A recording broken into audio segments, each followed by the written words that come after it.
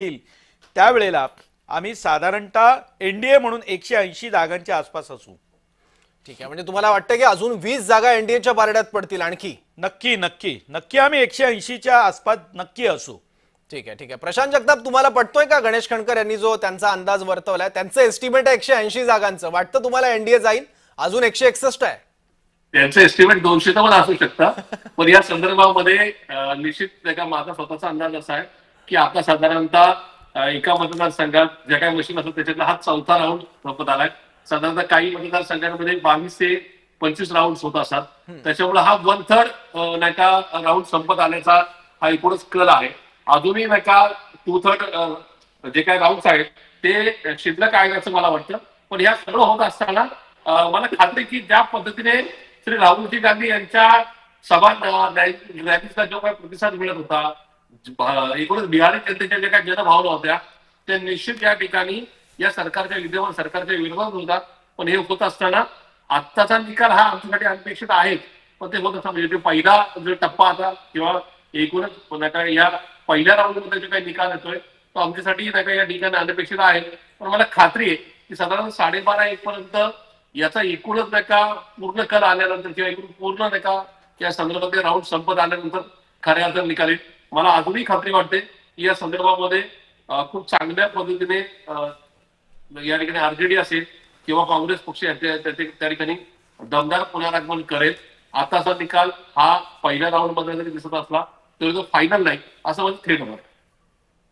ठीक आहे ठीक आहे। मला मोदी सरांकडे जायचं आहे। मोदी सर, राहुल गांधी यांनी एसआयआरचा मुद्दा उपस्थित केलेला होता, त्यानंतर तेजस्वी यादव यांनी सुद्धा भाजपवर नितीश कुमारांवर वेगवेगळे आरोप केले होते, त्यांना पलटूराम म्हटलं होतं, त्यांचं मानसिक स्वास्थ्य बरोबर नाही असं म्हटलं होतं। हे कुठलेच मुद्दे बिहार निवडणुकीत चालले नाही असं म्हणता येईल का या निकालावरून? नाही, मला काय वाटतं की आता थोडं अनालिसिस करणं लवकर ही जरा घाई गडबड होईल।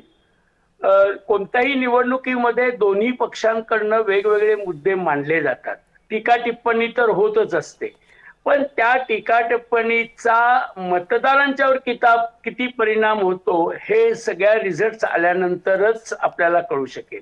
मी तुम्हाला या निवडणुकीच्या निमित्तानं एक माझा विचार आहे तो आपल्या समोर मांडतो की गेली 5 वर्ष वेगवेगळ्या निवडणुकांमध्ये जी वेगवेगळी आमिष दिली जात आहेत आणि त्याला मतदार भोळले जात आहेत, याच्यावर आता आपल्याला काहीतरी काम करावं लागेल। उदाहरणार्थ, महाराष्ट्रामध्ये लाडकी बहीण योजना, मध्य प्रदेशमध्ये लाडकी बहीण योजना, आता बिहारमध्ये काही कारण नसताना 10,000 रुपये महिलांच्या अकाउंटवर निवडणुकीपूर्वी टाकणे, ही एक प्रकारची आमिष देऊन मतदान घेणं, अशा प्रकारची प्रवृत्ती। याच्यावर नीट अभ्यास करावा लागेल, याच्यावर सुप्रीम कोर्टामध्ये याचिकाही करावी लागेल की अशा प्रकारची 1 नंबरमध्ये, ज्याला आपण म्हणतो की व्हाईट मध्ये पैसे देणं आणि मतांच्या वर डल्ला मारणं, हा प्रकार लवकरच थांबला पाहिजे। या बाबतीमध्ये एक मोदी सर, विरोधी पक्ष सुद्धा काय वेगळी आश्वासन देतो? विरोधी पक्षांकडून सुद्धा महालक्ष्मी योजना होतीच की ज्यात लाडकी बहीणपेक्षा अधिक पैशाचं आश्वासन देण्यात आलं होतं। 3,000 रुपये देणार होतात तुम्ही मोदी साहेब, 3,000 रुपयाचं आश्वासन दिलं होतं। त्या मुद्द्यावर येतो ना, मी त्या मुद्द्यावरच येतो। मी असं म्हणालो की सर्व पार्टीनी अशा प्रकारे, मी अपार्ट फ्रॉम पार्टी पॉलिटिक्स सोडून हा मुद्दा मांडतोय की अशा प्रकारची घोषणा करत असेल तरी देखील त्या घोषणेचा परिणाम होणार असेल तर ते थांबलं पाहिजे, असं माझं अपार्ट फ्रॉम पार्टी म्हणून मत आहे की अशा प्रकारच्या चीप घोषणा आणि 1 नंबर मध्ये पैसे देणं हे बंद झालं पाहिजे। माझ्या पार्टी सहित मला लागू आहे। ठीक आहे। गणेश खणकर सर, वारंवार हा मुद्दा उपस्थित होतोय बिहारच्या निवडणुकीमधला की आचारसंहिता लागू झाल्यावर सुद्धा काही महिलांच्या खात्यात सरकारी योजनेचे पैसे गेलेले होते। अशा पद्धतीचं यापूर्वी कधी भारतात घडलं का कुठल्या निवडणुकी दरम्यान? कारण त्याचाच फायदा भाजपला होतोय असं सगळं विश्लेषण सुरू आहे। नाही, मला खरं तर विरोधी पक्षांचं मनापासून अभिनंदन करायचं आहे। एक तर महाराष्ट्रात सुद्धा मला आठवतंय, आता इथे राष्ट्रवादीचे प्रवक्ते आहेत आणि इथे शिवसेनेचे उभाटाचे प्रवक्ते आहेत। मला सुप्रिया सुळेंचं वाक्य मला यावेळेला प्रकर्षाने आठवतंय की महाराष्ट्र शासनाला लागलीये कडकी मतांची आणि म्हणून योजना आणली आहे लाडकी. म्हणजे ह्या भाषणाच्या सुरुवातीनंतर ज्या वेळेला जाहीरनामा प्रसिद्ध झाला त्यावेळेला नेमकं आम्ही जे सांगितलं त्याच्या दुप्पट आश्वासन दिलं. बिहारमध्ये आमच्यावर टीका होते 10,000 आणि यांनी थेट 30,000 रुपये जाहीर करून टाकले. बघा दोघांमधला फरक आहे.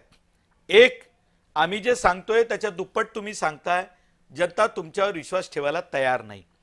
महत्वाची बाब एक लक्षात घेतली पाहिजे, असं आहे की बिहारमध्ये जे काँग्रेसने निवडणुकीचे मुद्दे उपस्थित केलेले होते, एक, बिहारमधनं पलायन होतंय, 2, बिहारमध्ये बेरोजगारी आहे, 3, बिहारच्या एकूण व्यवस्थेबद्दल जे काही सुरुवातीला सांगितलं, मी एक थोडंसं विश्लेषण तुम्हाला यासाठी सांगेन की बिहार